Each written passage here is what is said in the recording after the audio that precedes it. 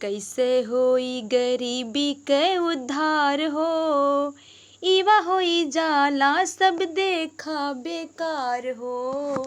कैसे होई गरीबी के उद्धार हो, इवा होई जाला सब देखा बेकार हो। बोला देशवा के नाम कैसे अगवाई, बोला देशवा के नाम कैसे अगवाई। कहिया भारत भाई पहचान बनाई। घरे आटे नाही सब्जी, लड़कन खेले दिन भर पबजी। मेहरारू खाली बैठ के बतियावे, मेहरारू खाली बैठ के बतियावे। चाय चुगलाई हो, चाय चुगलाई हो। कैसे होई गरीबी के उद्धार हो, होई जाला देखा, होई जाला देखा देश के युवा बेकार हो। नाही कौनो जिम्मेदारी माई कह कह रोवत हारी, नाही कौनो जिम्मेदारी माई कह कह रोवत हारी। ताना देवे देखा आज के नारी हो, नाही बाटे करे तबिया काहे रचेला फरबिया। पापा पिए बैठ के सामे दारू हो, मम्मी ना बनावे खाना दीदी मुँह फुलावेली। सब खाली अब फैशन पर उतारू हो, कैसे होई गरीबी के उद्धार हो, इवा होई जाला सब देखा बेकार हो। नाही बिटिया सीखे काम खाली ब्यूटी पार्लर के आराम, नाही बिटिया सीखे काम खाली ब्यूटी पार्लर के आराम। बेटा वह घूम दिन भर तासे पे उतारू हो, बेटवा घूमे दिन भर तास पे खाली उतारू हो। पापा पिए बैठ के सामे दारू हो। कहिया जागी है जनता खाली सरकार के सब मंगता। कहिया जागी ई जनता खाली सरकार के सब मंगता।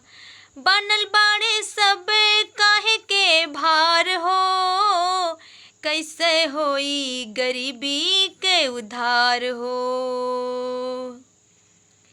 जब लेवे खोए की तबिया, जब लेवे होए की तबिया। घेरे सबके घर में गरीबिया, नाही लड़कन के सिखावे कौन काम हो। बोला देशवा के होई कैसे नाम हो। जब लड़का उठावे जिम्मेदारी तब फुर्सत में महतारी। जब लड़का उठावे ले जिम्मेदारी तब फुर्सत में महतारी। बाप घूमे दिन भर, बाप घूमे दिन भर करे झूठ धाम हो। कैसे होई गरीबी के उद्धार हो। खाली दूसरे पे बोला कहिया ले लगई बारोपिया। खाली दूसरे पे बोला कहिया ले लगई बारोपिया। बेशक जन्म तू लेहला नाही मरा तू लिहे गरीबिया।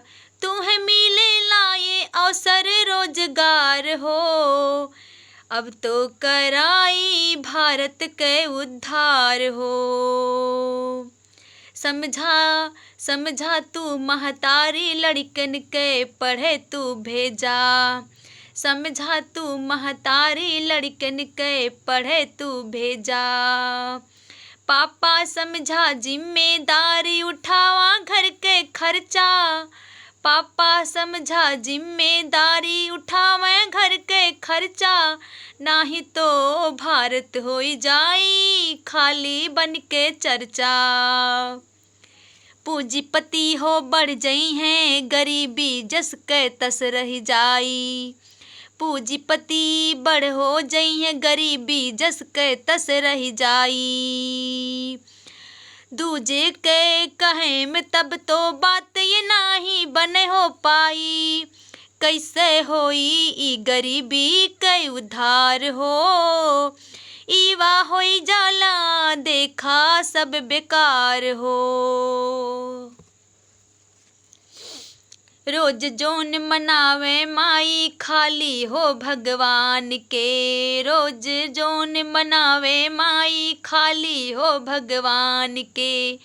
लड़कन के तू शिक्षा दे तू, लड़कन के तू शिक्षा दे तू, जिए आत्म सम्मान से, ना दिनवा कहियो, ना दिनवा कहियो ऐसन जिंदगिया में तब आई।